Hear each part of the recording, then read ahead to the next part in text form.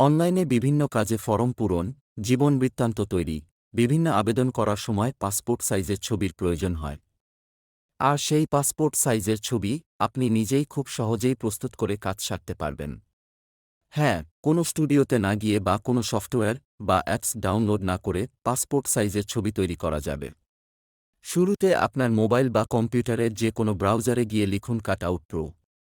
ওয়েবসাইটে product option থেকে passport photo maker অপশনটি বাছাই করুন।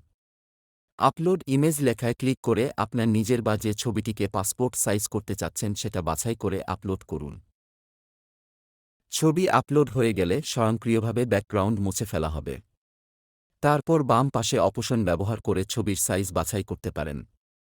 এমনকি যদি আপনি নিজেই প্রিন্ট করেন তাহলে প্রিন্টারের কাগজের মাপ দিলে কয়েকটি পাসপোর্ট সাইজের ছবি একসাথে প্রিন্ট হবে।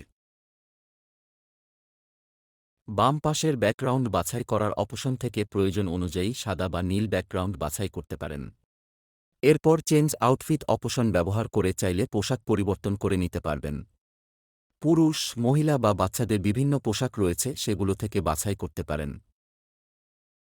এডিটিং কাজ শেষ হলে ডাউনলোড অপশন থেকে জেপিজি বা পিএনজি ফাইল ডাউনলোড করে নিতে পারেন।